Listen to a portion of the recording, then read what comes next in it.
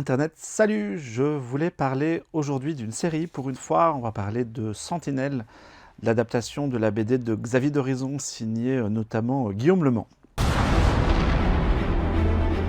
Qu'est-ce que je fous ici? Vous faites partie d'un programme qui est classé top secret. Nous cherchons des informations en rapport avec le programme Sentinelle. On se charge. La BD de Dorizon raconte l'histoire d'un espèce d'équivalent d'Iron Man à la française pendant la Première Guerre mondiale. La série ici, elle s'éloigne un peu de cette idée d'armure et de robotisation pour raconter quelque chose peut-être plus proche de Captain America. Donc si on devait faire une comparaison, la BD c'est plutôt Iron Man, la série c'est plutôt Captain America. On suit Gabriel Ferraud qui a lui survécu à une attaque allemande. Il a été gravement blessé et il se fait injecter un sérum qui lui donne des capacités de super soldat et pour lequel il va remplir des missions, il va rejoindre le groupe des Sentinelles, qui sont des gars qui ont effectivement des armures et notamment des casques assez joliment designés. Et il va faire des missions pour eux pendant la Première Guerre mondiale. Et nous, en parallèle de ça, on va suivre aussi d'autres personnages. On va suivre sa femme qui le cherche. Et tout ça va un petit peu s'imbriquer, notamment à travers les recherches scientifiques et le fameux sérum.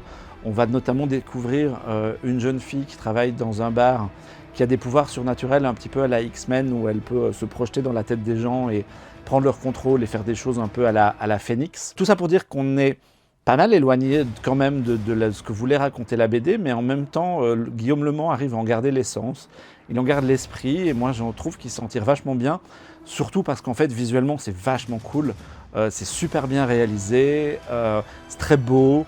On est à fond dans la Première Guerre mondiale. Si les scènes de cheval de guerre, par exemple, de Spielberg, vous avez impressionné, là, il y a quelques passages qui tiennent quand même la comparaison. Pour faire cette vidéo, à la base, j'avais l'intention de regarder 1 ou 2 épisodes seulement, et j'avoue que je me suis fait happer par le truc. J'en ai vu 4 sur 8.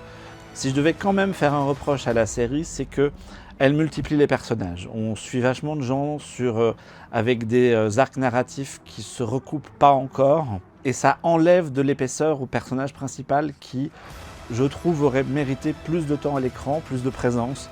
Mais tout ça crée une espèce, pas d'éparpillement, parce que ce serait un terme peut-être un peu trop péjoratif.